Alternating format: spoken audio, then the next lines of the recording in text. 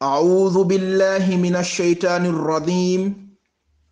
بسم الله الرحمن الرحيم الحمد لله رب العالمين الحمد لله رب العالمين الحمد لله رب العالمين مي الله سبحانه وتعالى تنتو لا من جرتك تنتو وقولا بنا interim party leader kontonna Honorable Fabakar Kekendo Tombon Jata anala do kunyol mume mbe APRC dingol kontonna milbe Gambia anin Gambia e bantala banko dinkendolu banko kanunte dingolu mba folal mume ko assalamu alaikum wa rahmatullahi ta'ala wa barakatuhu nta Muhammad maronne mutana nying siwti lingola nga alamari mansatalla tentu mansa kallanke kitite la manso dunia nemo mario anil lakira nemo mario APRC dinkendolu milbe Gambia anin Gambia e bantala banku dinkendol milbe banko kan anin banko e bantala anin mil lafta kayrola banko kan wati ninka diam atol min kala moy nin hakilola alama reman satalla miye molda wati naka diam aka fatan fansle nabe diam la momo aka fatan fansle ndebe diam la miliye wala hakil malti mon min kela mona nin hakilola ibu kela mona nin jusola wati ninka diam nka audio bondi wolle pour kala moy nin hakilola alhamdulillahi rabbil alamin alhamdulillahi rabbil alamin alhamdulillahi rabbil alamin Gambia dingolu Gambia dinkendolu APRC dinkendolu atol min kela moyna nin hakilula nalen na audio la moynun ametanko President Adama Barrow on the 1st December atatarra State House kono on the 1st December atatarra State House kono Allah subhanahu wa ta'ala la wato le sita mariman satalla la wato le sida afele atala tola samalom on the 1st December atata State House kono ninka tata raje ay jama jakalle ninko fo nyaadi le munati naga foko on the 1st Adam Barrow tarra State House kono atanya bi jawyala abe sangarla ngana odi follow min bondi nabi momobul ala play alila moy o audio nyina nin hakilola albalu nanka dame fo on the 1st ate Adam Barrow tala State House Adam Barrow ila nyinta ala subhanahu wa ta'ala la kala jondingo dema mari masatalla wole kala jondingo dema ning ala subhanahu wa ta'ala me dema Adam Barrow tamurana State House kono ning ala subhanahu wa ta'ala me dema ite murana State House kono itanya be sangar la abe jaw yala bake Adam Barrow banko sendi ala marre man satalla wato le sida Adam Barrow banko sendi ite Adam Barrow ibe nyin tomina malam fo yalla ne bank ka gambe dingol kamfandile ikamul kamfandi defon kanne banko be tinyari kala man tra banku kan kolbe be kolyaring ikalo ikafo mole ko Gambia mani boto mu $900 Adam Barrow fo atol al camera al kadiyam nyamato le bang mano ka wa bidiki jumalto $900 Adam Barrow afo mole bang afo Gambia dingole ngalong bidiki jumalom mano ka wa je $900 Adam Barrow ibere tola e ka fo ko silol min dada tay telol da Adam Barrow ntenga fo elen ko ila kuma kan dol bije kamin fo amanke sawoti jinol leke diamundi ibe jinol le bulu jinol le control billahi wallahi tallahi jinol le control walatina kuma kan dol bije kafo abaka ke sawoti kuma kan dol bije kafo amanke sawoti ngafo na audio kono fanan ko yeso jarol mi murni nang ya mil bondi ami kono ye murni nang ibe ni misandila le wo so jarol be ni misandila fere jawba yewle sidi ikama fere jawba yewle sidi ikama ngafo len ko ni mamanta ite Adam Barrow ni me barama banko ibabulale ni me barama banko ibabulale bitala itanya be sangarla ni ma sonka banko sen ni kayrola imma ibe kala furelati walla e banko bula billahi wallahi tallahi nañu kuma kan asefe alam baron kamin foye mantra islandi kan mantra kuma fo kay mi yalan ko malon ala mari mastala min tandina kanyanta nga ala mari masatalla tendu man so mi sango da e banko da nga tendu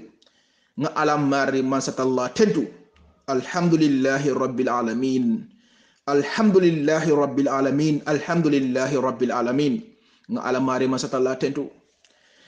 adam baro itanya be sangar la abi jawyala na audio ko nga fo len ko ite ibitale dolbe jahalle ibe fintile ba flo ko adam baro le min tata maje ale nga fo na audio ko non ko dusano be lola ba flo mole ko adam baro min tata maje ale nga fo na audio ko non ko abben artuma lungolla ni ala subhanahu wa ta'ala sonda wajuma lungo banko molbe jahalle adam baro tata min tole molbe ñile tejela mu nekk da ibortale ile ñinta ka finti banko kan taman tamangola ala mar reman sallallahu alaihi kala jondingo tanka asede mano e murunan bari ngam jele ko adam baro amange tama ser kendedi adam baro ngamba ma konto min keta umi jatati jata njaay nge konto bake ngel audio la moy ñin Senegal sojarol ye fero min la nin Senegal el tawta i mistake ta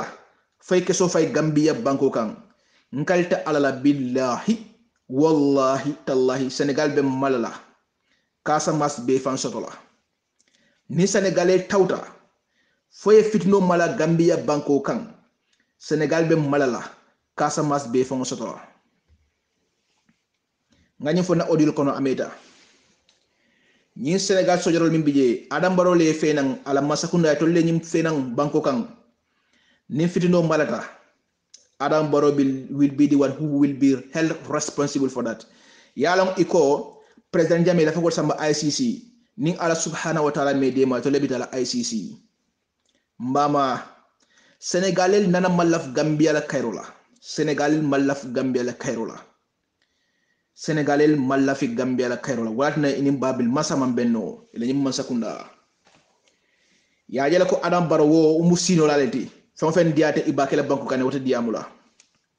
bare ndafana be nyin kon la Senegal sojol ma min be Gambia banko kan ni mistake ta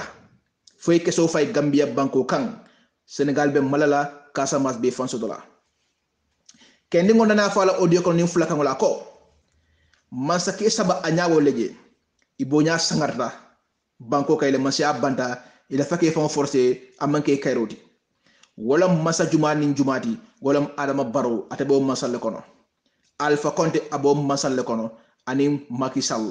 ñilo wo masoti kake forcé di adam baro man carte win nin toñala ya forcé iko masalom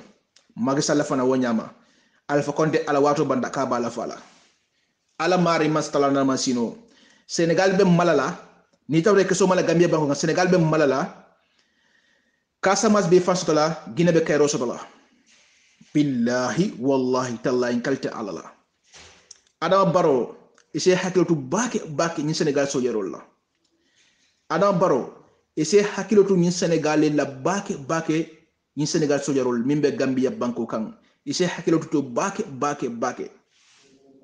yelo limito le foni banko kan barabe kele fele ni Senegal tawta e keso fay wodulato animo killing atakana le kono ni alamari masata la sonda e balo na fanako banku dinkendol be lorne e be batula banko dinkendol e be lorne tak e be nyimol batula yaminke 1981 banko kango dantale billahi wallahi tallahi nallahi kalta alala o dantale Gambian sojar dinkedol be lorne e be batula tak Senegal tawta ye kiso fay banko kan adama baro e bendi misalale banko sika yasendi alala wato le sida adama baro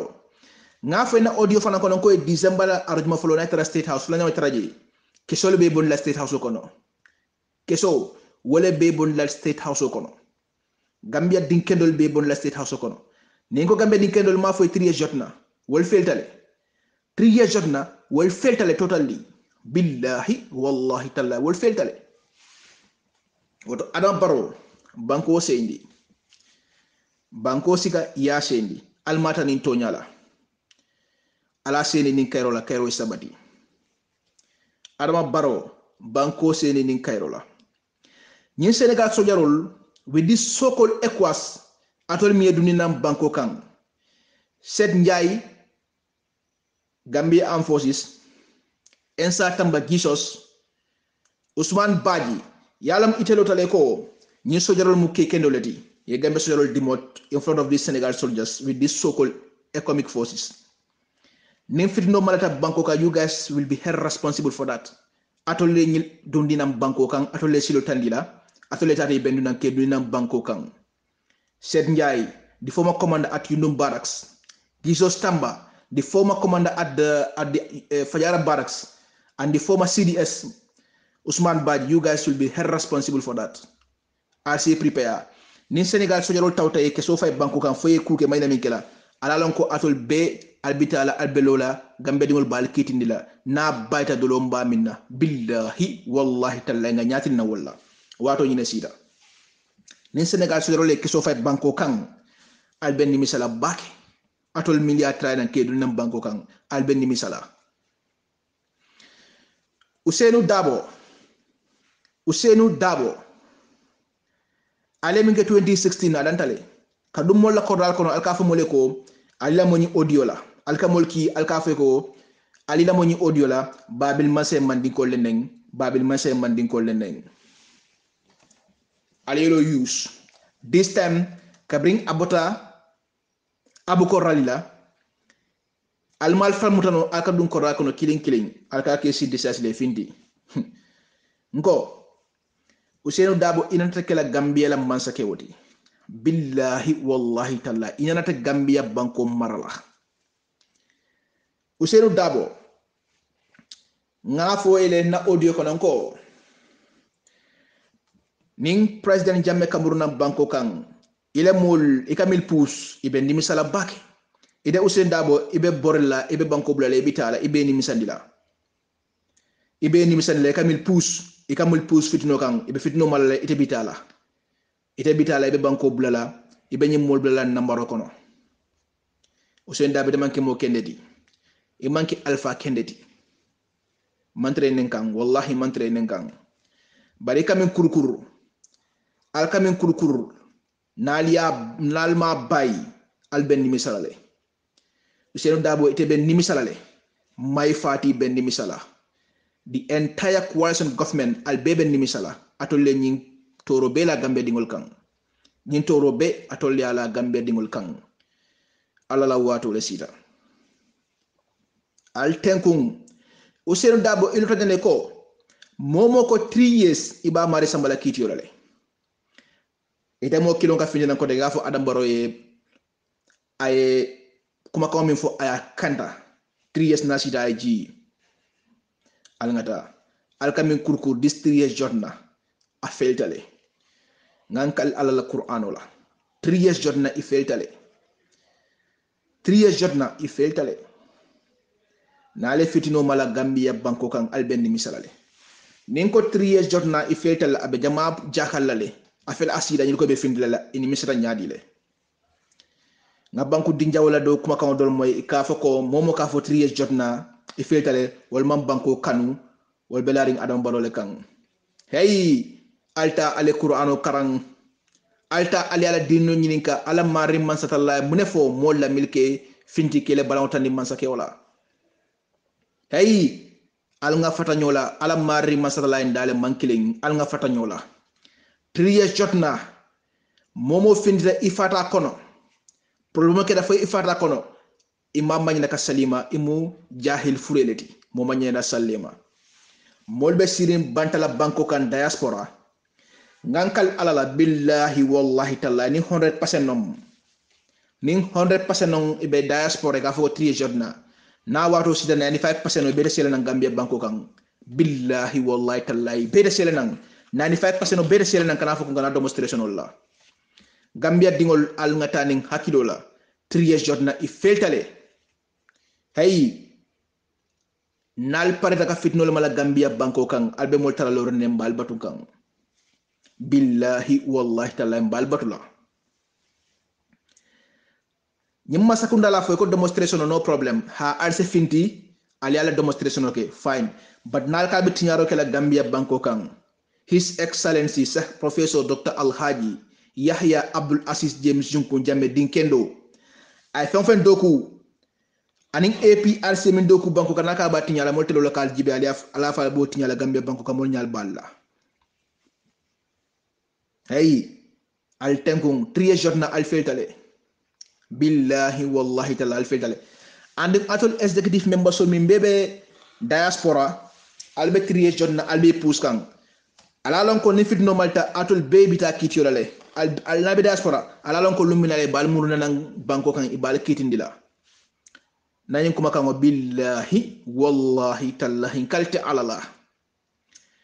nali fitino kurkuru famalta Gambia banko kan atol kilo killing albe murray bal sitla kabona Europe kanay kal kitindi na baytante Muhammad marombe dolo mbamina billahi wallahi tallahi kalte alala wato la sida alala wato la sida adiyata momoyo akuyata momoyo His Excellency Sheikh Professor Dr. Alhaji Yahya Abdul Aziz James Junku Jammeh abe murnanan Gambia banko kan abe Gambia banko marala APRC dingol banko dinkendolu nkale ko billahi wallahi tallahi nkalte alala aning President Jammeh His Excellency Sheikh Professor Dr. Alhaji Yahya A.J. Jammeh Babil Masa ate mo encourage ka fa ko alfindi 3 journal la billahi wallahi tallahi President Jammeh ate mo ko la ka fa ko alfindi wala afo executive le ko ala fo mo le findi pour 3 journal la hey nkale ko billahi wallahi tallahi ni ayatra President Jammeh amala fkayro la banko kan dennu ni coalition government mo li bay ameta billahi wallahi tallahi ameta mol patanun kulanun kanyi Senegal sojarol ke bay force bondi banko kan anini masakunda atele ke afay ko ali sabar atele ka diami al tankung malaf fitno la banko kan malaf ngamin do ko wa betinya al sabari billahi momo kalwa ka fako ha nyi trier jotna mil bu ka support e malaf babil masala on ten tonyati President Jammeh malaf fitno la President Jammeh nata 1994 anim mo killing yelo ama yele bon wima mo fa ye bango ta kayro kono muna no bela fala pour kana una no bela fala pour fitne mala bango ko dege hey al ngam fande ni bula anal bal fon kuma la APRC dingol la fon kuma ni altani tonyala hey adiata momoy akwata momo ni executive members of APRC President Jammeh tambindi mon nyato be bulale normale adiata momoyo akwata momoye be bulale normale be tolle normal 3 jotna ifetale billahi wallahi talla ifetale Gambia Armed Forces nga fal yele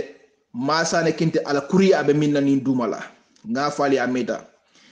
Tiger Watch Company ay tale pour ka train pour mon 3 jotna aka fo mole ko nimbol wuta pour 3 jotna lambi attaque lale to nyante woti abe moten kanin dumala munebe kene pour que Adama Barrow la masakunda attaque aning President Jammeh na ka distract masane kinde ijbe jutle fanale masane kinde billahi wallahi tallahi be jutle ile amila yalo ngafo len koy ko ile sojorol mimbe koma ibe bole kotole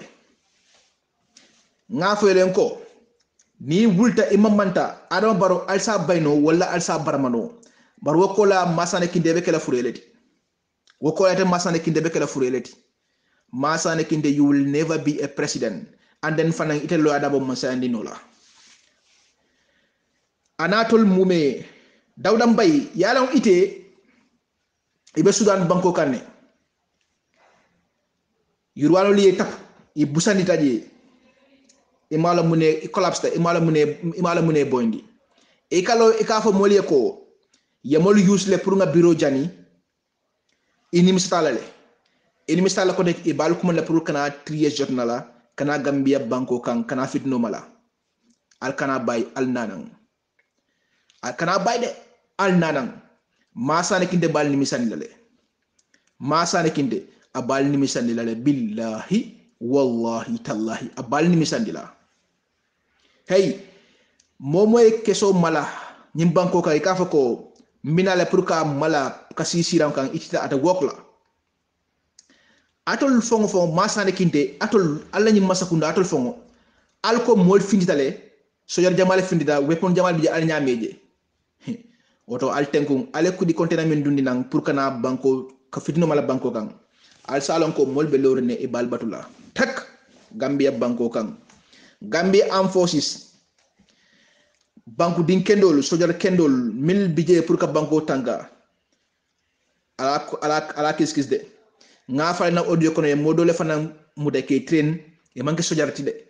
wabe pour mun trier jotna jumala ba ko be koma masane kinde la ba ko koma and then ika fa fana ko ni ma wok ibe mo foni attaque la le ibe foni attaque la alkana bayde alko albe APRC militaire so fana executive fana attaque la le Allah audiol nying alemin bondi alkana bay masane kinde alkana bay almamang APRC security mba folale ko albe dauda na executive members from the interim party leader up to the last person ali kanta kwate wadu sudan tila nyemolu ita bayla bari ibalna ko tonya gambe din kendol belorni ibe batunkan APRC security albe dauda wati na executive mbasol altare bala ali kanta sudan tila masane kinte na ma bayi ngala ka fitinola ay taw ay APRC executive ay animo click attack ay obantale sande aliya kele nun kataka na interim party de kala korda bun kana executive attack o dantale nalma bay mdo fananta bayla nalma bay to fananta bayla masane kinde Allahu akbar ngafo len ko ngejele ko karo na marta tiltam folo akarel nyamen ibe ko len nyabe kan tenkung masane kinde nyatre ba ma bije mba fole ba may ko ay diamu afo tenkum masane kinde ni dingol bije mba fole dingole ko ala fa alfa may tenkum akanake bayeti ni la musol bije mba fole ko al diam masane kinde akana bula furiya kono munal tenkum adiyatete masane kinde wo akuyatete wo His Excellency Sheikh Professor Dr. Alhaji Yahya eje babel masa abe murana Gambia banko kan al banko marala o man jam fa baki ni Allah subhanahu wa ta'ala sonda ni ala mari man sa Allah sonda man jam fa baki 3 years jotna i feltale de ha 3 years jotna i feltale ha Gambia din kendol Gambia banko din kendolu alal dabonde ni 3 years jotna kono surtout APRC dingol alal dabonde je ha ni ano moletra diaspora ka foko momo be APRC ka foko 3 years ne dati je mamba bi masakanu ala foy ha nko anim babil masa mimbe Equatorial Guinea ate mo encourage la ka foy ko alal dadon 3 years jotna kono billahi wallahi taala te mo encourage la pour de daki je o de APRC dingol alal dabonde 3 years jotna kono ito le kalo ka foko nto Adam Barrow ibe sirinje nto le nga president Jammeh bondi nto le nga campaign nga bondi momil ko fo ko ito le babil masa bondi munat na be fin la ko nto le APRC dingol be la lawul kan eteni fa be korda kono momin nata ay tajiriyake ay fa bondo korda ni kono diakuya ay fa bondi je akoy fa finti je atinata na mambuke keno je aka fo de ko lankan ko teke ngana nge defon kel ni ko deke ay fa kel ndaka fo lankan nge defon kel ni ko deke muna fo APRC dingol hey APRC dingol alnga munya ala la wato sida adiada momo ya ko ta momo nyim banko mba marala ko teke le billahi wallahi tal mba marala le APRC dingol militant APRC dingolu ntele ko 2 10 11 12 29 His Excellency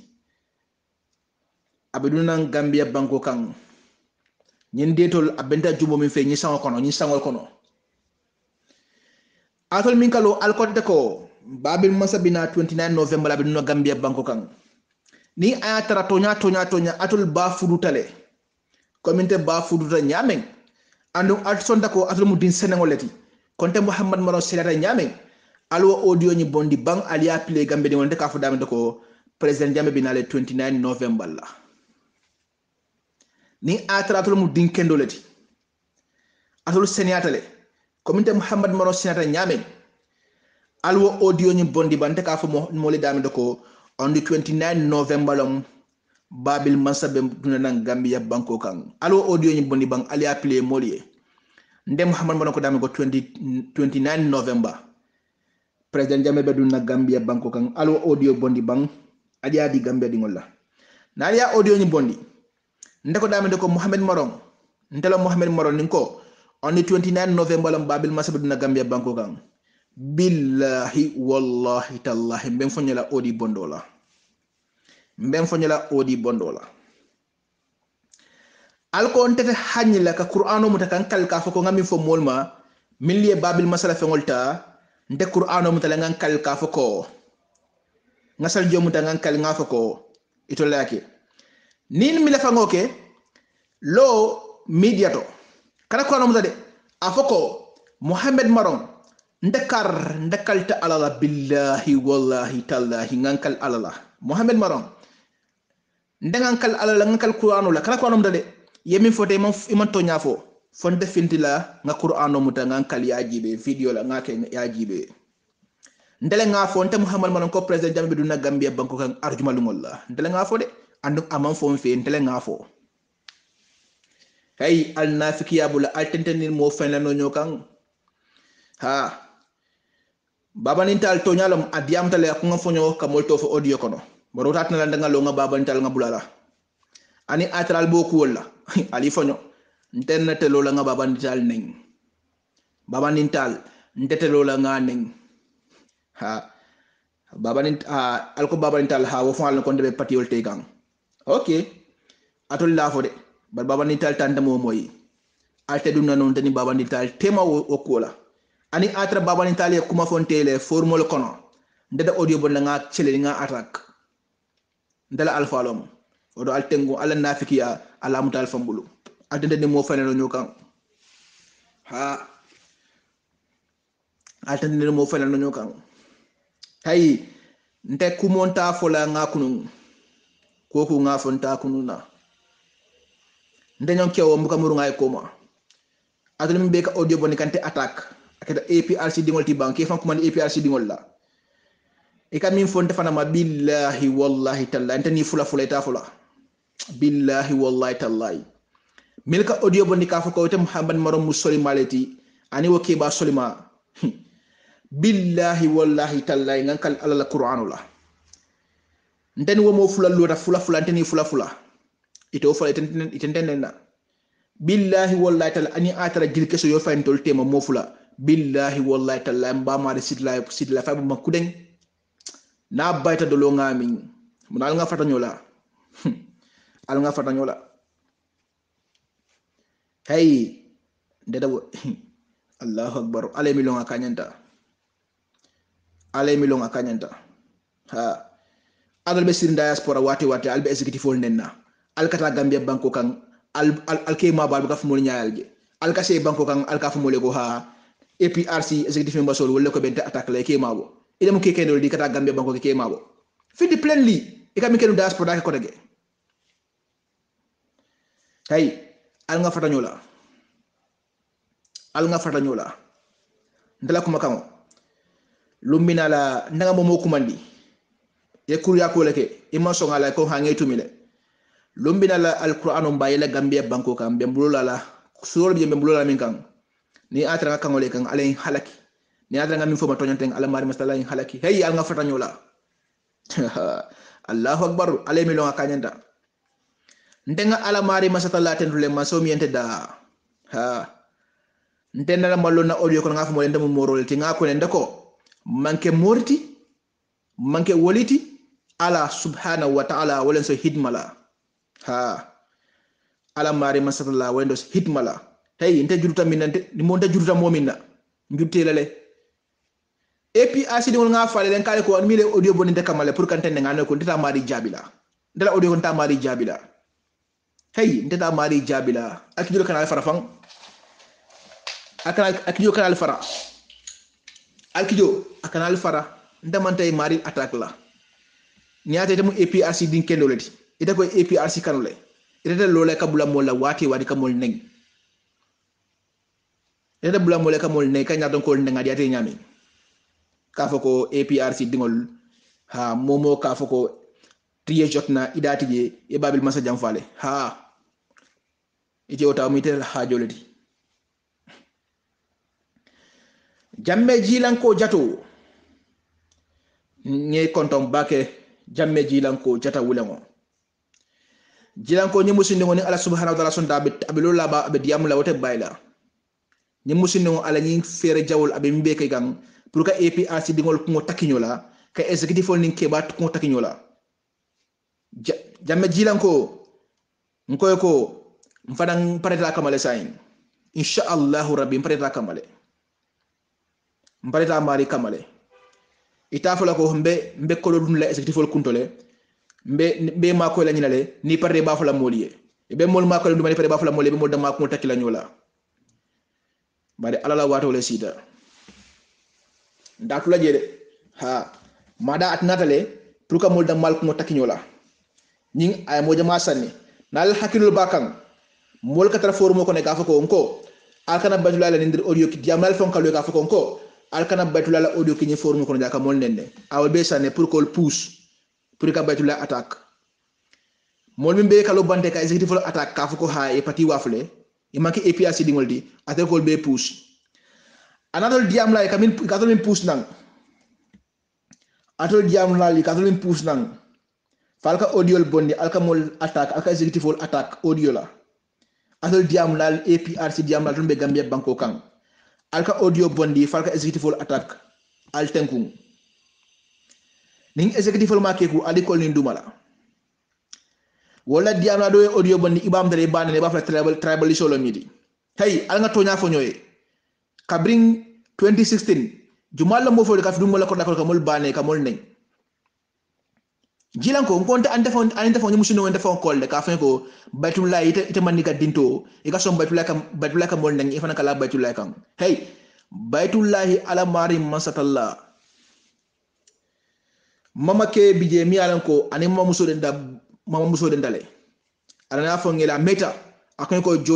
jola ke ndindo bije ka fay sane nakata molo mi alan ko nafinda bakela am problème mo sodo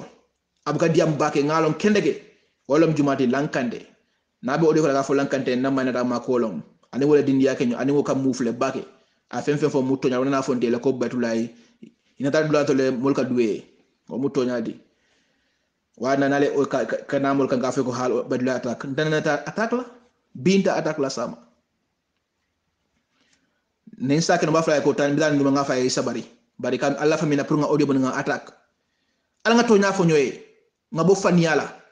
jumalum si folo te mi finda ka gamben ka mol bal ne ka dum la ko ka mol nen foni wole ke pareda ni do ba kam be o nga attaque mbafla le sabari juljo academy bakele nsami fono sabari bari ka fo ko nga audio mo nakama ite musino be siri diaspora tankum atol mi be diaspora al parna fiki ala pour mol ni babi masatema ala linko nte membulla ala subhanahu wa ta'ala mba kuntula pat ata wokla ni momo nyaaje sayin ha abenu e ko la gina naka nyomole sa nabuka nyomoy no kana mi ne ko mo dal tema de nga ala mari mustala dan pour ay kuntu pat al naka no nyomoy no ha atol be siri diaspora fa mo le ko ha e jentole bente bulu e quartal gine e jentole ka information di mol al fatane executive la ka fi ko lu ñu babi masabinala alko ejentole batul bulu e kwar la kine alko le ki e kwar la ejentole bala bulu alla la ejentole nyini ka ale fata molla bayta musuni mol ni talata ni mol ni de talata ni mol ni te talata e betten kunale ha itafala ko ha mbe ep alon ko klimbe APRC kono ni mo jaw sifal ni ma alkafo ko barra APRC le janyanda nil patra mol damal ko takila nyola ñi diam la do be ko do kila ñi do ye ko do ki ñi do fana ye e ba nañu do ko ngota kanyo la pour les sele ñogang pour no finda ite attaque ya fo hani ñi man ko moti ñi ngene be sinal wada be tiñaro la ñu dumala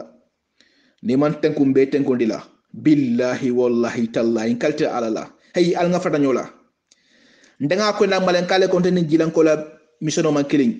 ndeni baytu la missiono man killing ndeni prof baji la missiono man killing ndeni landi mane la missiono man killing ndeni umatu la missiono man killing ndeni jibakro la missiono man killing I came for my own mission momo malla wala try ha enta ya attack wala ta morol ya perminake mbalo da jumalum jumadi hey ala mari mastala le so nyi hitmala oto al tenkum nganyo dane ni ayde sol londola anyi ndo so naflola aydo so hitmalla ndebba luminay wulu wolungola a boytale 24 hours sama wulino ilota ko de kay ko le indi ngoni nay min toñe ha wasa kunu wala de bar mo ma toñe kala be filla ora nga fata ñula ala smari mastala len so hitma ñi nga fata ñula et puis al sidingolu albe damento alal hakilol tenkundi His Excellency President Jammeh abduna nan Gambia banko kan ñi musuningo atol min ko albe diamla al diamay nan man diamay billahi wallahi taala mba atokuman la mba tenkerena mba tokuman la mba tenkerena abe siring diaspora mba tenkerena dunia be ba moyla woto al diamay ay bonda mangol tema ay bonning executive ol tema ay bobonning nyaton ko tema na sukri parti da bomol na tema nama boje mba tenkerena billahi wallahi taala mba tenkerena andum adapong mbakatila mba tenkondila billahi wallahi tallahi na bayta dolo mba minna alala wadu le sida hey al nga fata nyola nde mobi nan kan nanan kan de ha ye pare nanan kan ye pare de ndana ma fo moy konta mu morati ndana ma fo moy ntamu wolilati ndeka audio dada jang janen trié jot na jana be sila nga mol won koy ko trié jot na da bondi je alka audio bon alka attaque ha ni da trié jot ndo yiti da bondi je ani executive fonda do stop no la nga nyaka sila nga audio bon ka mol attaque ikan al konte ka fanke wolilati nga fanke morolti atol mo kilo kana kan kol ka fanke ko ha ikamin foto nyalam ha babel masabina la yemi foto nyalam bari say sabari ngan sabari falam dem nafigol atul mu nafigol ledi ale de kaja fi audio kono alkana ko daga fande ko ha ikamin foto nyalam bari sabari say ha nyimul yam fema say nga yam fema ye pati tinya la fa pati tinya la fa mol tinya la fa ndamal tinya la ko nyaari na la pada ba fala mo ko atolom pati tinya la alti bal ten ko ndale ndale nga fo den ko atul mbe diaspora na le linko so doni babi masaka diam sayenteng alna ko nyomoy no alkana mira modo la diam taltema de nde muhammad maro linko nyimba kuntula mbe ala dan la a kundu pat alna kana nyomoy no ha ni moke atul mol albela fla mol damal fala nyokane albela fla executive damal ko takinyolale albela fla kamol ni executive damal ko takinyolale ando diam lal albenda mal ko takila nyola badem paretal kamale sayin gambe de ngon baflal mumi ko assalamu alaikum wa rahmatullahi ta'ala wa barakatuh yo assalamu alaikum badin gambian kolu alnal badi malo Musa Sedi mbelorin European Parliament nyatilingol la jang nata benjang bi adama ko ay den ko wurang abe tola ndel fanal be ngana political den ko wuranne parti din mbebota different party yol letom benta jang dolbota Sweden dolbota Denmark dolbota England dolbota France dolbota Belgium dolbota Holland ndefan ko bota Germany ani mo ko tangol yo nata jammi yem bendi pour ka fo European Union e bankobe alhalo minto Gambia tellement sano soto man tulo soto man fen soto nka foyla alinso nal hakilo ba kambe lorim bungo min nyaatirin la adama nata nun jele ye lahidi ko be 1.7 billion dila molla pour na banko kan pour musolu al sitano l'hôpital aliye wulu aliye balu al dingol ye balu bi wobuka keno e ka faale kewol ma hañ sankela musol kono ma alsiya kam ni bota oto baluwo man sonoya dinnol bukata karammuɗo naatan ɓe woosila European Union moolye pour na banko kan e sen maako e ganna ñanto soto fulanñaŋoɓe kela minti e dunta korɗa o korɗa kono bi ala moɓe wula na mantanin basilola a tatanin plenola bari basila nala san wala siyata nañi jamano kono andu European Union woosite nko na dindiŋolu nin doolu nin kotolu minul bina kan baala e man kayti soto andu ɓe sendi kan Gambia ŋalla kumo foyele pour ye bulolo katum bi Gambia bota dictato min bulo kono biri kananun jang ye chef dula dila e ye ladula dila e domoro dila e ko sain problème te Gambia ke sendi nkoyle ko bile tambita kununti problème o min be Gambia lafita ye bulo yomfa na banku dingolu minul nata pour ye makoy ye signa dila nyim banko kanja oto nimbe o be ke kan Gambia sanji sabo city Adama Barrow ko ate sanji saba siata kabe sanji fulala kela ayta wa furol ako businessman wala mati sayin kana moy wala ko ate lafta sanji tan ani lulle kela luwanta ya kan nko mambala ye sanji muwankije Adama Barrow nko bari ini mole sanji sabo min fon tata ngafo do balye iko sanji sabo sita kango mu foroyaleti pour ye banko nyin sendi yeta loy fan ye ni lafte political party lo bari mbe min fola European Union ye nga fitino le je abina kam banko kan pour se makoy sa ni e makoy pour Adama banko sitano bulu kono mi yalon ka be kala kayrati Gambia ye so oto nyin 3 years o min kana a manke rayot nyin 3 years o kanale pour hakil bulando lomu oto Gambia dinglo alse findi ntel nganta kele de mfelenti nata nyanta min fola European Union en ba fo kange andu yella moyle bare sila e koy lafta lon na mune be kela Gambia so oto Gambia dinglu selang alfangol la do ko tutal fango bulu mbe mo be tentula mbe jayla baake ala baraka albadi malo Musa Sedi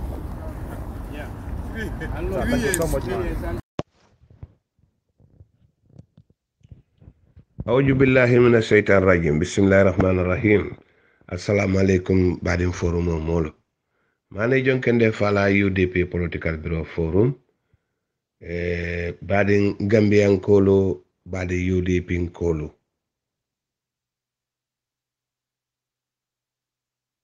bari bi kacha bemu Gambian Kolelti amanke UDP Kolo doronti woto mba tola Gambian kolle la bi kal konton altol nal konton la November karotil mu wanin koronto to 2019 America banko kan jang alnal badi ma bakar kabo nyoto badi Gambian kolo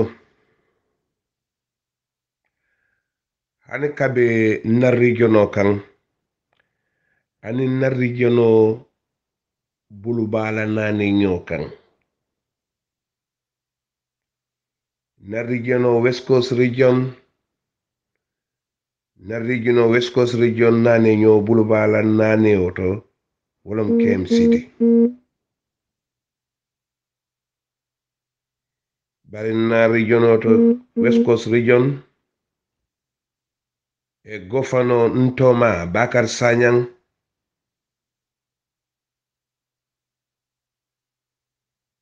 ntolo mu veteran lete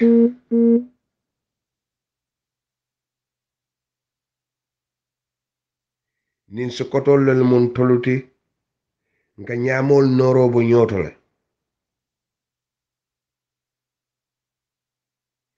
andun hanni nyamo banta fa furu tuta banko kono ntolo nenka tentena ay nyamo bondina buruwo kono ay sakin nengo bala ngadomo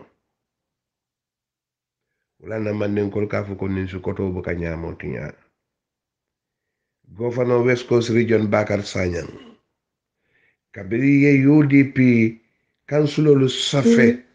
iko ye funti ye president o bendung iman kututeno woto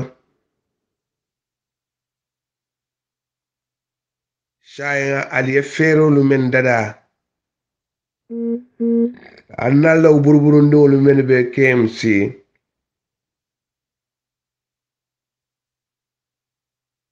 aliye ferolu men dada wala mu nyinti ko wo sojar keme sabo men ye bondi ami ke samba PIU pour ni wolne training ñokan pour ka protest lal stop wolning wo PIU lu aliye tisatol samba wolle pour ni president Barrow be dunna West Coast region kono to KMC woli o tisatol dum ya bendon amanda wolela wole tata SIS fanan wol fana be mo jamaale bola men be tisatol dunna kata adama bendo pour ka dundi West Coast region wole bita drug square wole bita anti-crime unit wole bita operation wole bita immigration wole bita fire department kati sato dingin la wole adama Barrow bendo exactly yaya fele ala fele abe yaya jamme kukan ka seneyande security men ka foko yaya jamme le mbulani na nimma ka be mfala be soronale sai ifele ba ke kan faye itolle bo Kenya itande kan adama Barrow la woka ka nyaadile woto yalo nako nyone ka wulu yala fonye woto TRR si koten ni dara testify ni bota je ibita remind winne jannen sanyi muang ni TRR si mambang judgment man kila koto ibe sabat la remind yara yaya man nyunu bula mo fala yara yaya man nyunu bula mo tilimbali yala yara mo yaya man mo nyunu bula ka mo la jantolu tinya nyunu fangole daji ko mu nyinte abe la jin sol le kana abe yelo le kana because dolu be jemu nakar dingol lol dolu mu la sen sunya dingol lete dolu mu bedi kono dingol lete dolu mu fankulu dingol lete wo dorone se wuli banko kan akaka nyom banko dingol nyanto tabulo ya hadama di wo hadama dinje a lota ay dawo dale famude amu security tiba amu masakunda hanin place le famu tabulo ibrahim hadama dingo balala nyantola atela sembo nana nidi akan atemari mu dindole ti menne halal dingo jam fata nyola maybe lasin sunya dingo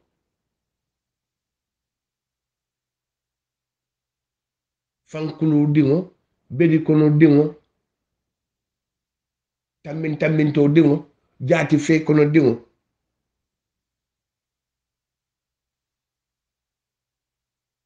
abaw ni soda wandi ko kala ala jati fe ko ne kay so jato na so jato la bala nyambi kino kara falelal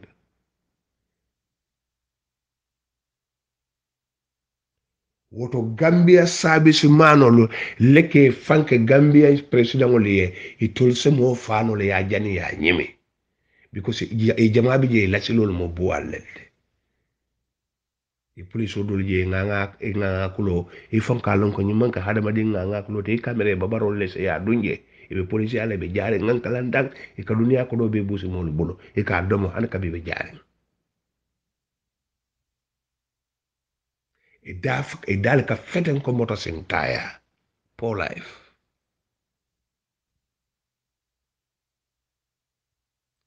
ye ñullel dadandi pour ka Barrow la tisatol du wala yeta Barrow bendon woto security felebe fandondi kan ba politiko kono e me forcer menna bawo TRR si membe kere ye mo men fo ka fole ni ma ka ya be falal bar sa indum ni ma ka fo adama fanam be falal ba ya fo so ñine be kere ebe police ol men be train kam pour ñen 3 years jonna kama ani o sojar keme sabol men be sambaje ebe ti satol dila wolle la ye adam Barrow bendo immigration custom fire department drug squad anti-crime unit operation abe le bitaje ka adam Barrow bendo enen ti satol because ya jeko Adam Barrow e bandile ay bandile tundu kilin tije ay 25% soto dame ala nyin tamo kon tundu kilin ne tije ay 25% soto dame aya mera ay 15% soto dame mba sola nyin nako 8% oli wol bondi nan kasama sule ila mol ke samba frontier to Madina yalla na memu Madina Kayafre Madina Kayaf man 25 years si folo wo sate o aman sanyi mo ni luro soto folo Madina Kayaf aman sanyi mo ni luro soto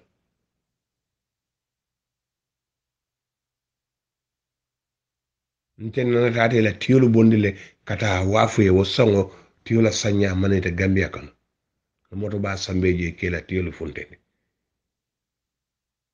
manduwar surwa kunda nana tata jele fanan ke la tiolu funtindi ye je ke sambe njama kuta so nibe ku kala Gambia kana ibe nengo wala la alom follow jimalel be Gambia anin jimalle Gambia la anin jimalel man Gambia la bare Gambian kolu be Gambia anin menye Gambia lom baake anin Gambia e bantala bakar hapunta ka tarawo molu kono nata ka UDP la bay falot ka bondi Gambia e nyoto oto Adam Barrow be batala mbulle de ma mera ne jolo kurtu julo o so kurto to bala ni ninte bakar benda baraka baka wol boss so badin Gambian kolo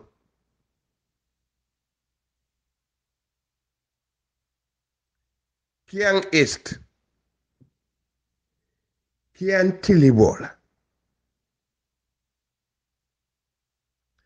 atol Kiang Tilibola dingulu menu be Adam Barrow noma mbe wole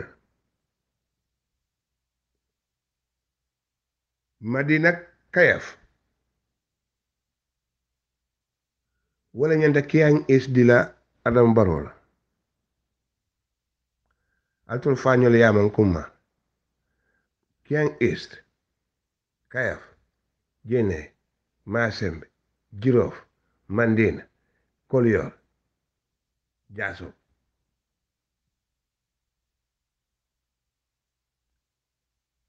Madina Kayaf wala nyanta fola Kiang Tilibo nyanta dila mansa jumala atol Kiang manden ka dingolu menube Adama Barrow noma imaje yalla jankadi yalla albulu imaje yalla jankadi yakontu yalla albulo kon Madina Kayaf wala ba decide la Kiang Tilibo nyanta tala mentore bare Kiang Tilibo be mo alal dingol te fo mo saba altol mo sabo atol la manke Kiang Tilibo dala dingol te bare Madina Kayaf wota fula Kiang Tilibo bita mansa jimale ya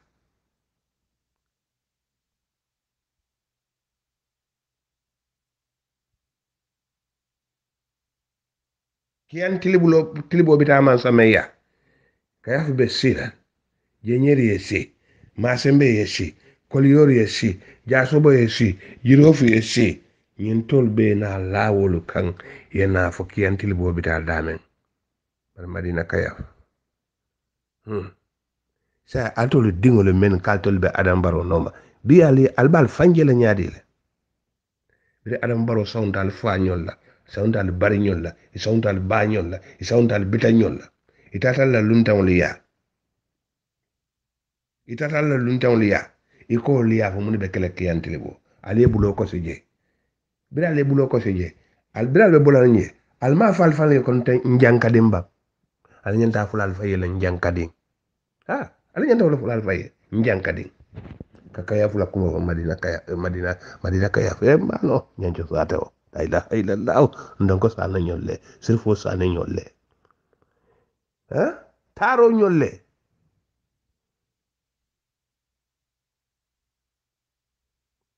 baba koli nyolle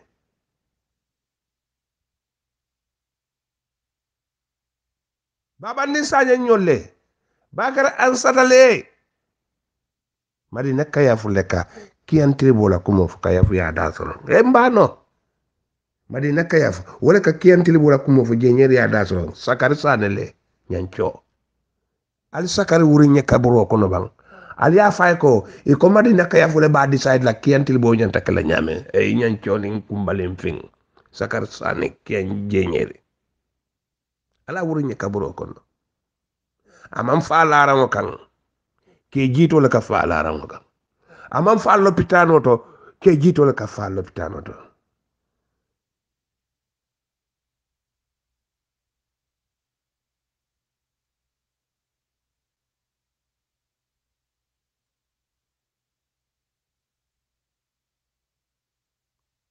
Gambian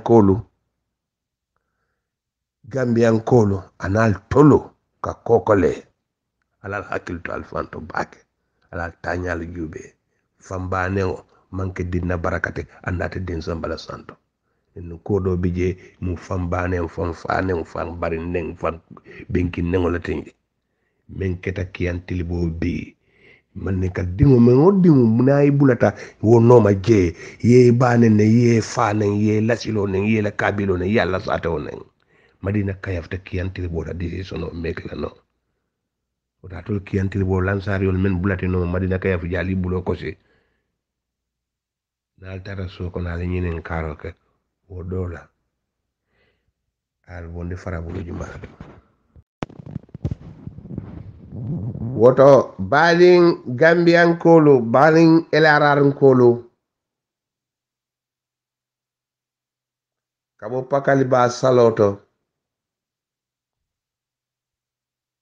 kata jata ba man sakunda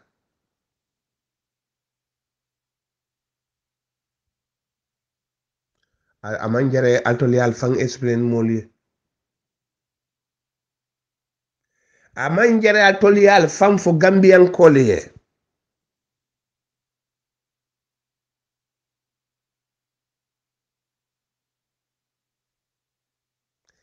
ale ya soso fa botaje baral nan mal bulo dang adama faran na karola fo ay murungo kole yandale bulo woto wo APR sinkolu meni kalo jara soma ko itolu bota UDP nata alambaro wol nan man tara UDP wol nan man na UDP wo men ka wo fo yaya jaji si e dabaro di wolla non kata sare malo jimalle la korda kan dabaro wolum APR si la dabar sare ndalti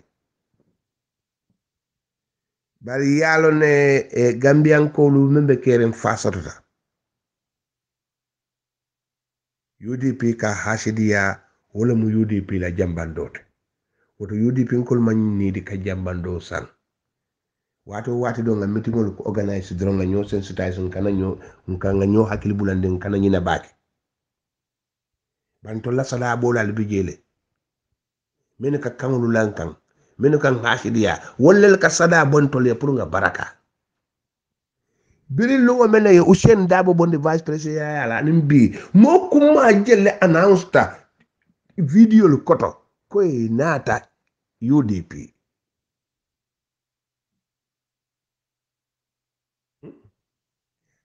hanna danta Yunus Haidarala bani Quraysh nim bani Hashiminka how about Amadou Skatrel Jani ani naw koto ke mate to mutano Usain na ñi European tot bawo Amadou Skatrel Jani wo mum fulawolti na dindi yake ñokan ne sate kilin kono birabe primary school ila kulopoto yandate ndola kulopoto Kwame Nkrumah Kombo South Gunjur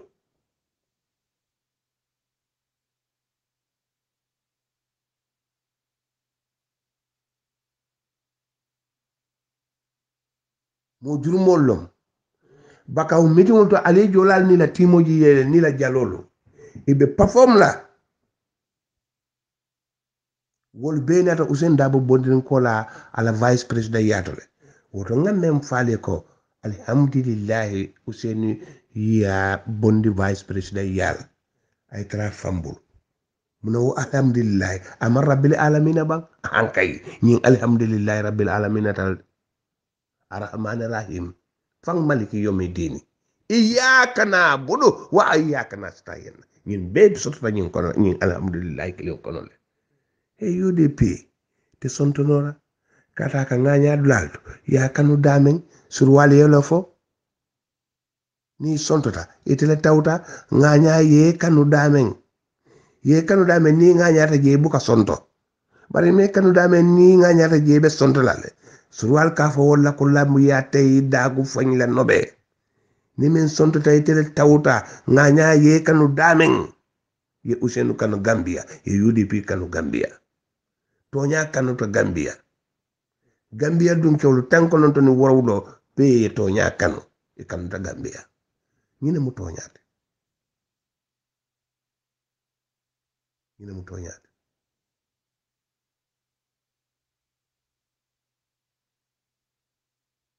woto baadi Gambiyankolu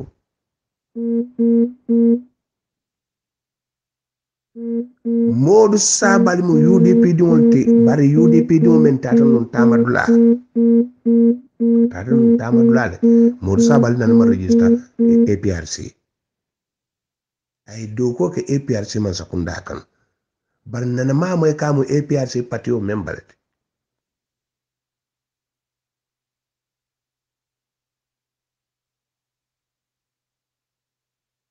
ya lafita Modou Sabally tiñala menna kam bula mandin kolla anata America jang fulo le sonko boya kam fala e balde ka banen anala tangara kelet ya tata akaka mandin kolle nen wala akaka mandin kolle nen wala siwo siye ya do ya kai hanni manke mandin ko ta kamutal ko te mandin ko libe wolle do ko ala kay tol safi ako Modou Sabally ta ko kankula menu ka fako ngam mo fa because ni mam mo fa ya ben fala ni Modou Sabally ma letter o karan iba fala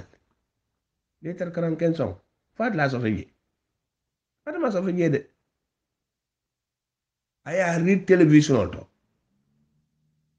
because ya lafta proof la ko inyo man ni kadi wonbe wala kile kan ayenen andu man ni kama attack New York ja fala ay bandila attack wala tangara kelende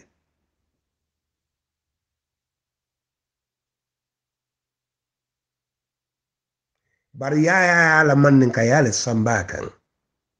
wo man ni kaya kile wala continue ta Modou Sabally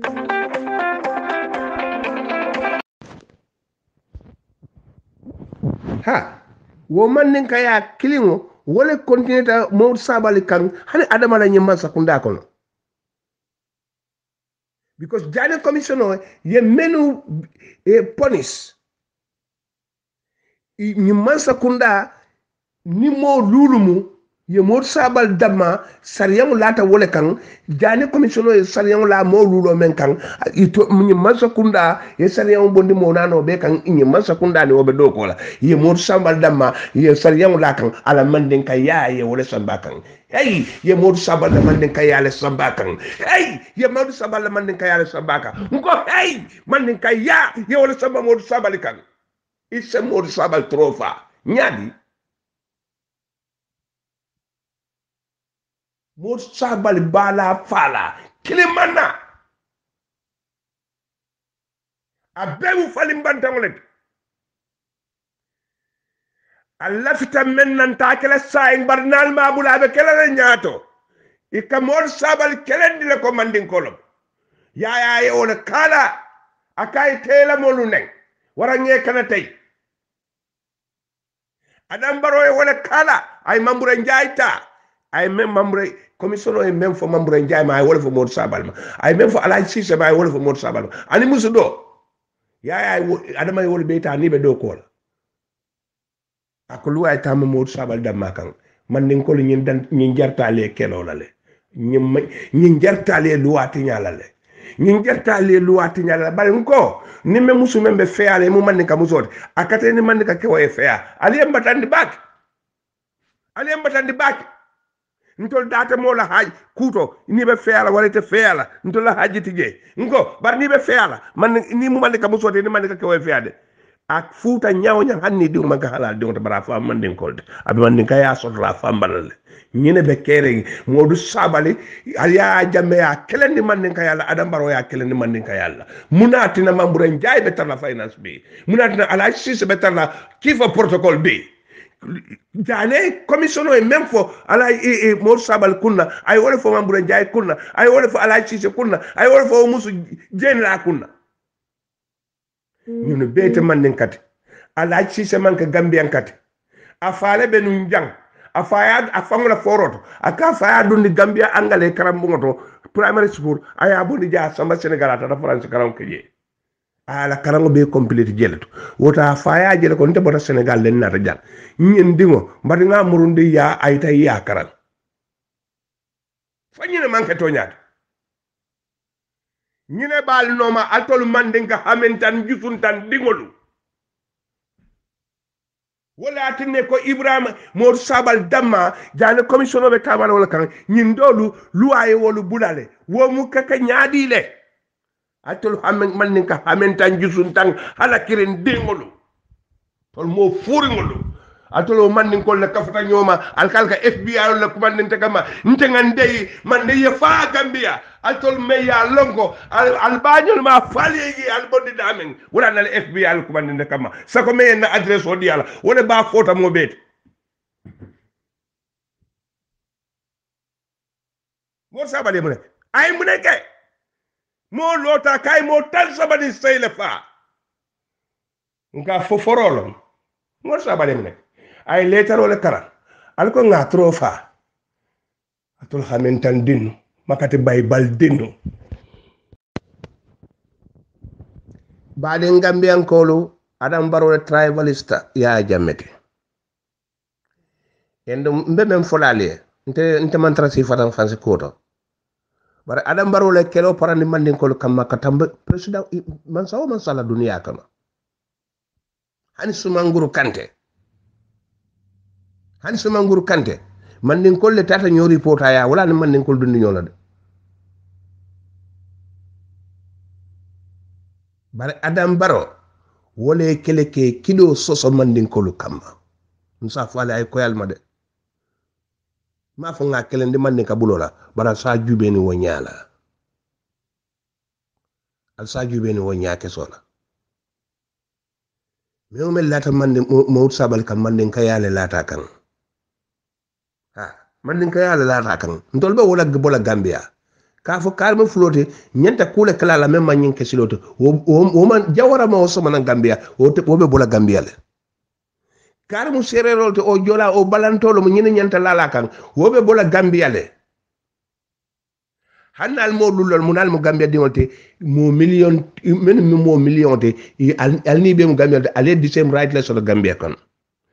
ntol lata wala baral ka même pos mba no ningal mako ya pos wala ta bete yalla de alkana pos ni ya jal ba pos la man tanon to le ma pos al fe nal ma bula pos la mba pos mbal mako la pos wala andu ninga pos abetal and nata tal to watela ala bula ka pos so badi ngam ko sangana kacha sanjano to bawo sanjano fifion mota wolto bata be muna fang funti wato sita wala mu 3 years jotna te ñen 3 years jotna atol badi ngam ko kane fango je bolon kono wulli kono sandu kono tumanna kono jimara kono ñaani kono fuladu kono ñamina kono mba salum kono kaji sanjal kono saba kono kana badibu kono kana joka du ñomi anin kabo ñamina kana jara kono kiyan kono foñi kono fokomba kono atol men bije alkante bakar ka bondu ñoto lamoy mina diamu dale ñi sanji sabola ko lan ka fu men na ko 3 yesu jotna alla ma baro ye sarate kamulu men dinna ngalon ko o radio la kibarolu kal batandi bake radio dolu bije ibu ko la ko mol fa moy wala ko kumale ko 5 pacele ko warata to wata fo la wato doli ka modol kumandi wol ka fo ele ko ila diamo ka tariya bakala do man do man fonse la ko moy mbokela ko moy amba kango mam moy kibarol ka bata bake nte kanyin kibarol be la moy bar kibarol ka bata bake andon ni kibaro batata bake kibar la moy la ka tora tete because abukala nga ba mutala mintole aba sikala mintola ala nyanta la ni la mintole bari atul kibar la moy la leftalia understand control la banko fatale non nanata kibar bundato abe wulu ko to laten kibaro de nanole be mbulu kibar di bundalu de nani merendingol lebe mbulu la nyambo lungul fangu mansi sombe alamutala fe tenne bara lila mo ente bakar ka bondi nyotola ninga men di yalla fondin kewla al dingol nal bitanyol nal barndingolo anal dokolu anal mamaringolu anal mumuringolu benyin sambalale nanne ka futandale ma ko ba daluto fayo julolu kono jimbanda tiatul te lalto ka bondale nyoto ko bakar ka bondi nyoto lo mu nyenti nka fonen kama menna aliya tolle ya mo entet woto ninga mengo men fo nga mento ko mal tol ba lonnale ngam fanda sande mennal bo fonan suutela natuli o kafu nyoma dron ni mo filaji ta Gambia kana because atol kuma la moy lalla mo hakle tiolde ninte mon te kanne control le landa tol le ka kafu nyoma ay kam masimote kuma brrr dal so la moy na baka mbem fulale nyen sanji sa wala koto e kafu men na 3 years jotna kibare kaytolo sefolo alikalolo raji buntonkolo e bebe puruci pracila e bal confusion dile e bal jakalendela allafta koy male lonna albula bakar ka bonde nyoto noma frankana audio koten ka be bondale nyoto abe senari nyame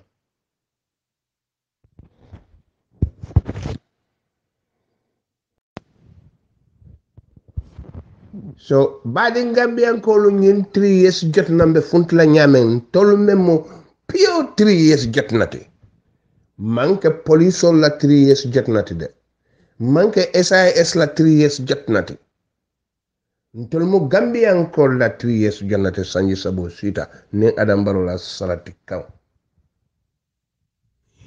na kiyamano mu Abdou Ndiaye leti na diamu la PRO aji shawane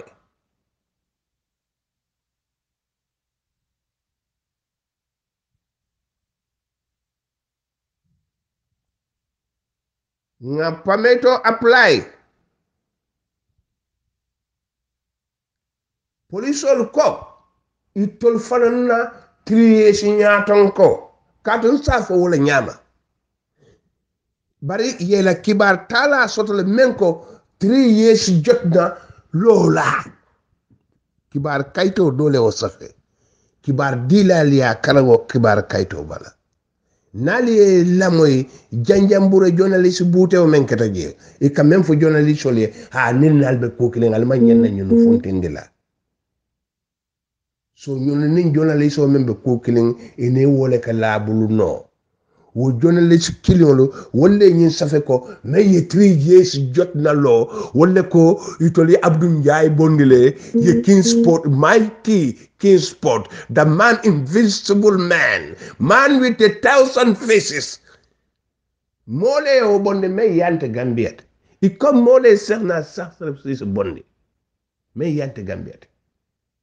mais ya lonko telole ya muta telo wala jaralo ya siya akoto ba ya Gambia ka bola banko ka akoto ma be luaso la korda men kono nteni woy nyolo nenni ka diamu andu wo fongo na diamu ta foru modro sawo sandi salwato sita atena akoto mai ka bo Gambia le yete la banko kan salolo Usman so kaka wole use wole ba fala ko atele mu 3 years nyaton kote nyin dol wol mu rebelol lete a lefta Mamour Job use la wole nyama pour woye molu bari pametola Gambian kolo mbatu nga falen tol 3 years molu ntol nga fero de la nyaadi de ka fonti fo fitino ba kono fo fitino ta kono yo Gambian kolo ferenti ntol 3 years molu yalla mbenga lon ko solution ko d'accord ta sanji sabal adam fana na campagne ko na sanji sabal naf ntol ko December karotel tanni woro police ole pameto dinna mbita Westfield nga benje nim benta je kaytol dorna be tar lambulo mammo ala winin peno fangoita katum peno ese mo to panola le ya barama pensulo ese mo to panola le ya barama wala na mammo ala winin nyunu fengo feyeta bare kayti ko yo safero be men bara ngamel hande na no membe karakino be banta karakino man fundi na fulo ni ali pa kayti ko ala ta fala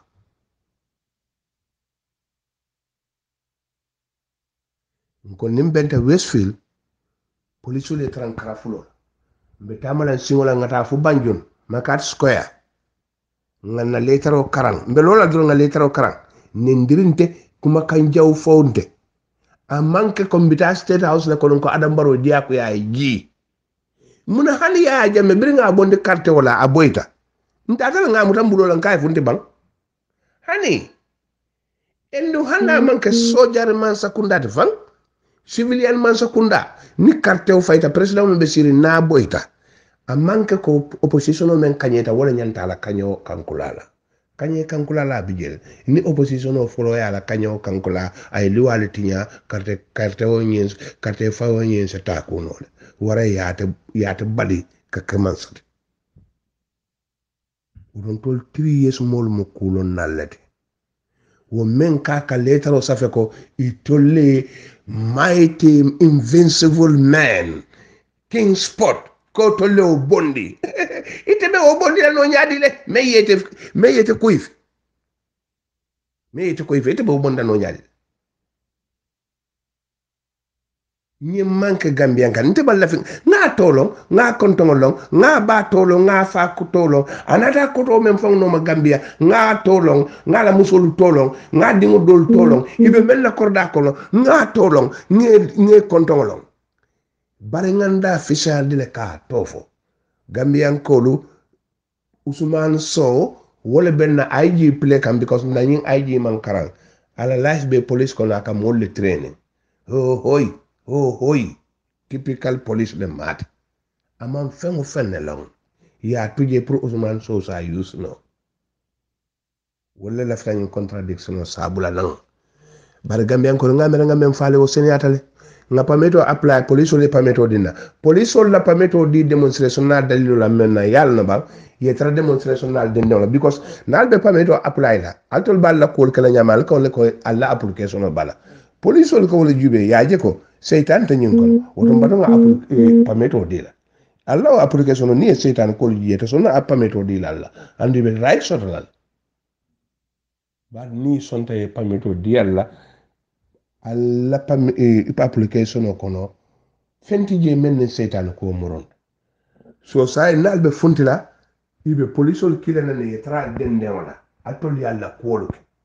ni modo nata kabe kuru ya kala pour ka tol tokuya polisol so mari muta pameto ka apply ni ne kama ntol 3 years jot nan tol ma fo mbita adam baro muta la buloto dia ko ya jide December man adam baro jindi president yala ni me ya ba December ko ne kay ji womu coup d'état ntol bitambe letero le karana e kay tandala ko yenyi ne fo mole ko sanje sabo fila da sata karkilen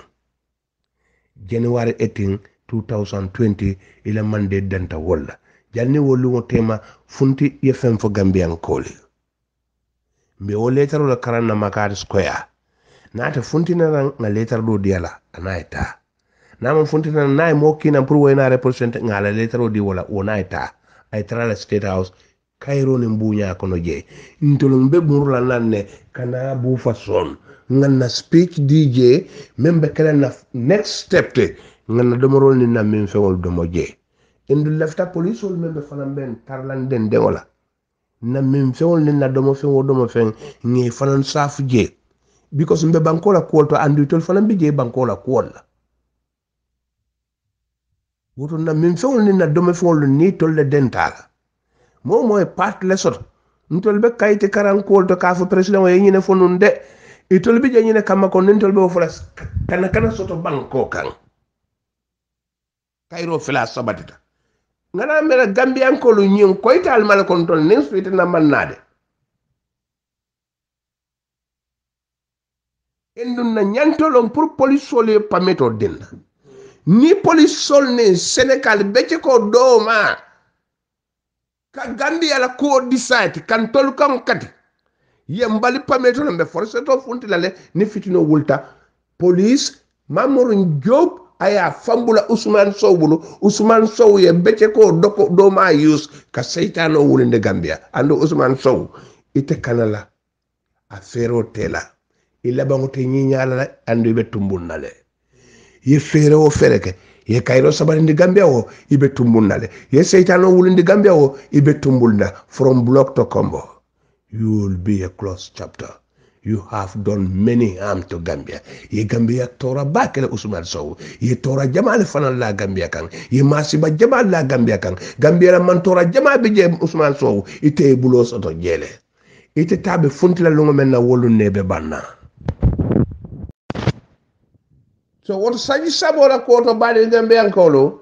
Musol nen kewolo, dindiwol nen kebalo. Mbatu nga wuli sayin katun mbe nyindo tamato kelale ka fali membe keri nyin sanje saboto fitna tije mote fala say mbatu ngana de tonya dinkirato na lallu molu kabri yaya mba kelendi kan na lallu molu men kadiyam audio to wolu deytale e ka beji bakarla ala ya fole aya sedeyandi ko ya adama barotilo banta men lafita adama barotilo tammindal sanje sabola ngay boni malo ni yangan katone malo be wolaye bari Gambia ko la sada momente alimo jamaay funte ñin December karotel tanni woro kelete kela mote buutela mote fengo fenkela bere te fayda lat al bebe Westfield kana fa ko be katonne mbatu somanda ngana ila fengolu be dada sun December karotel tanni lolo ni ko be sorla nga ñinke dron ite letitale itele adama tuje anne nga bondi te dino ni saw adam betula jele woto December karotil tanni woro somanda musuman haji soto kam menke foke la bako siki ila musu joram lu yeke la bako kono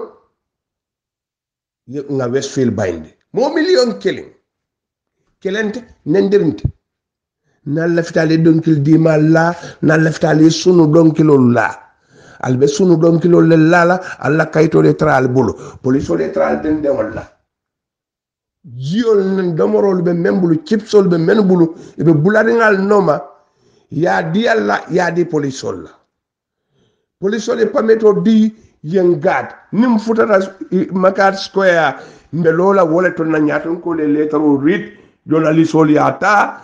america la satellite ata gambian ko america yal nyinen ka nyinela european union yal nyinen ka nyinela african union yal nyinen ka nyinela ecowas yal nyinen ka nyinela na lallumolu fana lakure tale ak iko ala ko al kanyete la tol sanji sabolo bara la kanyo ma la funtolte anda la funto keleti je mote man torala alla lallumolu ye nyinaf alla lallumol lal bang nal man lante bakar ka bonde nyotola kumo sene atale sada fene ko di bonde tije al jamaay fonti di samba karotil tanni woro Westfield pamet dida pamet mandi mote busala mote fala mote sorona alay adama tilo dang alay fa batulaliye alay adama tilo dang aya fa batulaliye abatulaliye kibaro dinna iko ngadi altol gambian kolla bari kan sa fundi di sa bakarotil tanni woro ayelo Westfield nendirinte kayti koy kensan bendan kana soto kala kana soto koloma kana soto kayto mente mo torala alni o damay fundi ala batalla duwa jaad lalle molu yafo e batulali yenki e ko ngafo gambian ko ne ka fo gambia musole mo kana silandi ko mo le be fala mo le be baramala seytanu kana banko ala la biti ko lu yele ala la tabulu la nko ala la sise kalangul bonde ala la sise lu wafo ala la kucal san ala le adama dinna ayala tilo dang ni men ko be adama tambindila ala la sumanda wala itele be dasale fanna yanki alkan ko nganyim faale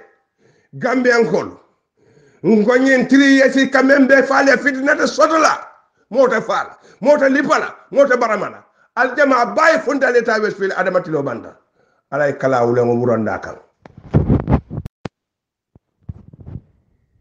Gambian kolu ngal tendu ngal jayi because on kan nakuma di male moyalda non kan nakuma di mame moyalda al kon ka tonya la non lata wala December 16 al fundi wodoro no mo wala bati nan def on mballa ko ya fa ngal lata na kon ka tonya la falia ala baraka al man ben sabu ni mala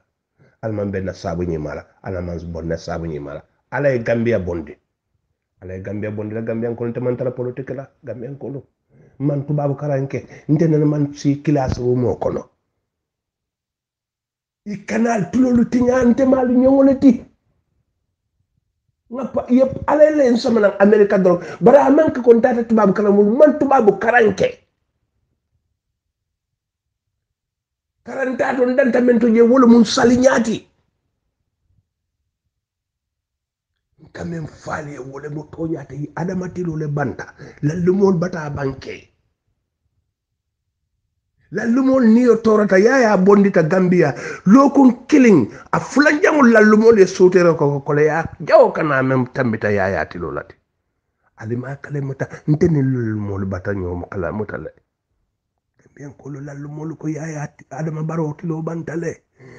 Allah lumon ko adam barotilo banta ala la foye ala talla manso billahi wallahi tallahi nallahi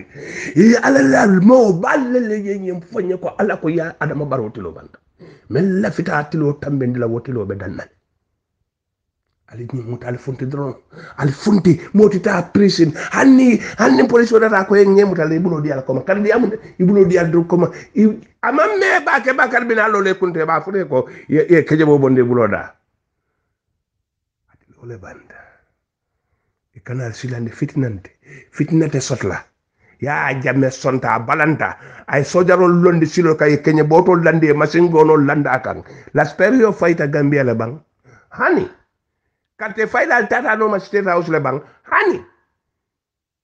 muna abula fitil kola nyamoto e apotu talat kalo be kurunto kanoma tonya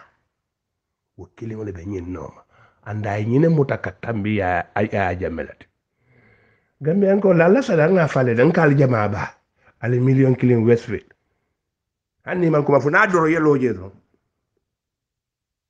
na doro yelo Westfield sada bota adama baros tilo band malla fi wosi ko tenna December 16 kola malla fi wosi futam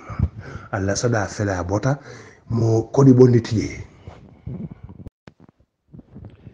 yo baadi Gambian kon seño kala mutande kacha bula woto ni sekkan kular kirillawo kan so janjang ngala dane prasu nyima mabende somala kayra kon alhamdulillahi rabbil alamin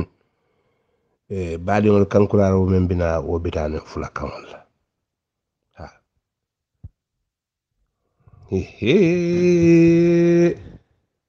e koni noppinani kadi pare noppinani ko hondu wadi koni noddu Hammad ko hondu men noddu Hammad ngaje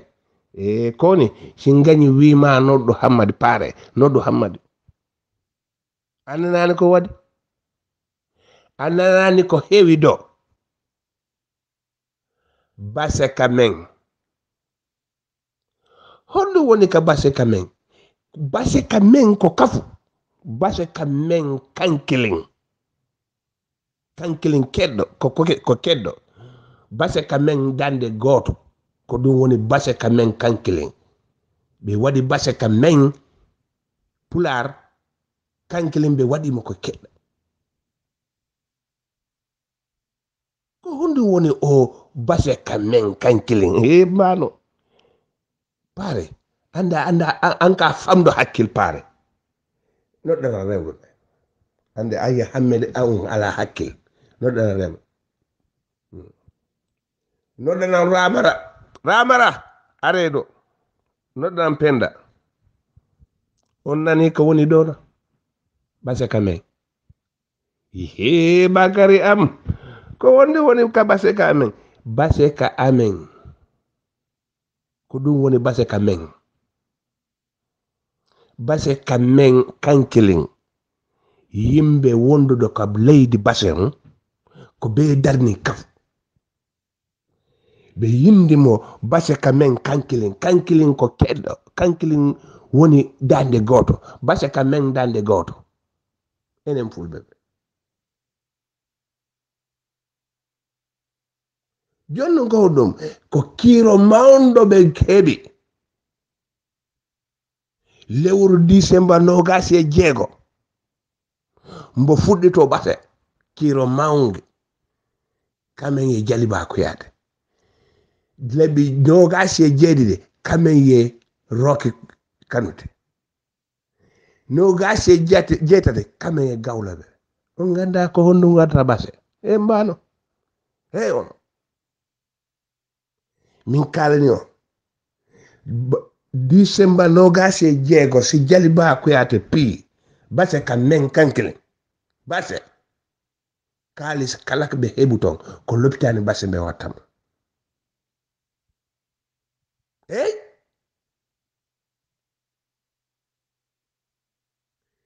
balde no gasi jeedi December 2019 kame ye Rocky Kanute kala ko be hebi ton bibbe ala babira ko dumbe bembe wallata ton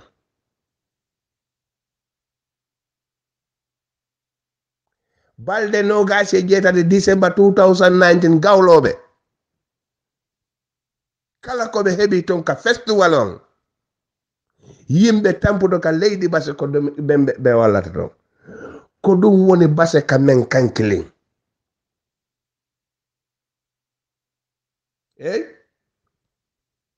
base kamen kankilin kafon nene mabbe ko on wiyete Salibande Bilali ko gorko makko wiyete Bilali ko jaara fudnange o iwi ko be laamu ton no ko kambe be laamata ka jaara fudnange Sali Balde Bilali wona don tande Hawa Sawane ko joma jungo mawdo ka base kamen Madem Kurubale ko joma koyngal mawdo ka base kamen Mariam Drame ko joma jungo mawdo ka base kamen ko beedo hebi o festival aro kander base balde no gasi jowi December 2009 balde no gasi jego jalgwa kuyate piyata ton jeedidi Rocky Kanute piyata ton no gasi jetati ko gawlabe piyata ton kono ko wona ben don ton ngallun ko be nyaanyero wonay ton be piyanay on boppen gende jaban kelemon be piyanay on mawdo sibo firdun ko be wonay ton e mbaggu men be piyanay mandum butu mbarla tamaji woni ton kala ko be piyata ton ko ciosan nyaanyero mbaggu jali mbaggu do tan haami banga jawdi Sadio lay naborakam aye Mariama sa ko dum ko mbaggu firdunke nyaanyero ko mawdo sibo ko dum wiyata mawdo sibo koni mboppen gende jabankele ma da ngoppay gende jabankele ma da ngoppay gende jabankele ma ngoppay gende jabankele ma dum fof on nanay ton hay fulbe fulta wuttay ton nyaanyeru tamaji mbagguji koraji fof no ton ko dum woni December balde no gasi jego no gasi jeedi no gasi jeetate fokko leydi base wallata hey base kamen kankilin base kamen kankilin nena mabbe ko Salibande Bilali yesoje mabbe ko Hawa Sawane Madem Kurubali Mariam Drame e hobbe komi wawa yinde de ɗo ɗum noon Gambia naaɓe Sénégal oriental naaɓe Fulaɗum naaɓe ñaani wulli onon fof on nani December 26 ka nder base leydi base on base ka men hewtito ko ɓen haɓi hiroto hiro molanaɗo sa faala amude mboppen gende jabankele ma yawu ton ngallunkeɓe no ton e ñañeero sa faala amude ndumbuto mbarla ɗum ko mbaggo firɗum ko ɓe no ton e mbaggo wota goɗɗo ƴoññuma ndoge December 26 base kan men kan killing ɓiɓɓe sali bande Bilali New York yeesoɓe Awa Sawane e Madam Kurubali Mariam Dramé wota goto heɗɗo ɓaawo yomo heɗɗo yeeso ko bandirawo mon Bakary laɓɓinto yo ala baraka bake groupe molu be ala baraka bake gambianolu ala baraka bake forum molu be albadima Ibrahima Sani le kadiyamu kabonam Paris sate kono France banko kan e folo aketa nyeni kuyati e birimbe Bruxelles nga teri madola saya moy memu sana siset e mbedwa kila alama ala ne manin kafara kay kila hormona barko kama sana kiyankole mo abe Parijang e mbe Bruxelles ngala saya moy ay mbalafa mbe ala dan la fana ala si ne manin kafara kay fonninko alama tad la fisala bod la de kila hormona barko kama e no tambita fana e mbafola gambiano le alnumbara suudu musolu anin kebal nim banko din kendolo melialon ko biringa commando ke Bruxelles ka application o safe European Parliament kon na wosi bundal ngolle sodo na banko ka dum laftale silo wala mole pour kada na wosi odi ala ke silo wala ko le kera biji moti konunte la Bruxelles Belgique banko le kan e ala ke bi somandala talam fula ndadam futata dame yalon ko ye wato di molla kan na demonstration oke adung pari alfa almel tambita kamoto wulinde kabo fo pari jankata Bruxelles e Sanji Cissé Mohamed Saho Lamine Dabo Alaji Moussa Cissé Bakar Sidi Diata wolem délégation de mel tambita parinkol nyato kamabe bewninto e hawa janko no bar musu Diata ba ani Yakumba Sar wolle fanan tambita mol nyato kabona London kanama be bembato na demonstration do ngamenke Bruxelles e Stockholm Morkeba Damfa Jamani Musa Sedi wala tambita molu nyato Belgique njati wolu wala mududu chamti Ansumana Sisi Aminata Kamara ani Yabinta Manka ani Jali wole molja Bruxelles sata kono Belgique banko kan mba fulale ala barka e ntatale andunga na kuma kan futandile na wosi dal momenti ndel tafula moy sembo ndel be ferole kela anin luwa anin na banko anin na hadama nyanto ay silo mendi molla mbole tala mlafta men na ngasoto mba moy kan iko dol kon tatale mbay tonya itel samu tawonya bari ntel be ko do chakan toto kabo jang kada fo Bruxelles to babo lemo biringe safi application la sonda ye silo wala mole ko alsina ye time di molla ado be kedale tenko nin kayro kono men ko mayata wala mun na kuma kan mel nge deliver e contenta e sewoda ko nga kayra silo le ta lemo siloti ado wala nyanda kila fana ye mol bismillah bunya bala e ko hani sinin ni la fatala je silobe wala nin ka application o safe itel buka mo bali bari kala file ko be ke kayro kono so e contenta bak mbe men fola le dron nin kebal be ko men nyato Sanji Cissé won alay Mahamad Sawol kabo pari Lamine Dabol alay Moussa Cissé Bakar Sidi Diata ye délégation wuli ngay ni moto kana fo Bruxelles kama be nin kodo wol mantel place nyuna banko kan kote wole jamano kele bandi wol lafta banko le sila kendota nin kebal sila dimbabula birin kunu nde fuda bourse tudo jobe lipaka in somanda be jobe keka wol sibo ele dimbal kodo chakani kula kata bourse wala yamira wol tata chakano laje nde men fola gambia nore ala lon ko mbal fele annum barobe men fola ayafo jamme ya fole nga sayinda kambi ate fana tali befo ka lundo binan tellebe tarra fola ate ta fola ndebe men ko en lal mako alla banko mbambela banko mbata la le kairo kono tanawo tanate kela mola mo kana sikka fenna tafasila mo kana sila fenna me banko tala le kairo kono nka fale dron nyimma fudatale melbota london nin sudo be siloka melbota stockholm be siloka musa ani melbota jamani wol fana be siloka mbe dua kila ala mol fana nyimma futala kila hormona barko kama ndel melbe pari alhamdulillah nyimma fudatale fonga ni ko yamen duman ni tari nyaato jang na kanunte o mbadima memu kiyankoti sana sise ngatare alay wala min jodoya fonninke o bari mbe dua kila ala ma alay ne manin kafara kay mobe ben le batundi nabe nyokanne adu nabe nyok ufele wato bela alama alayam falama kila hormodo ndela long mamme bari mo kendole mo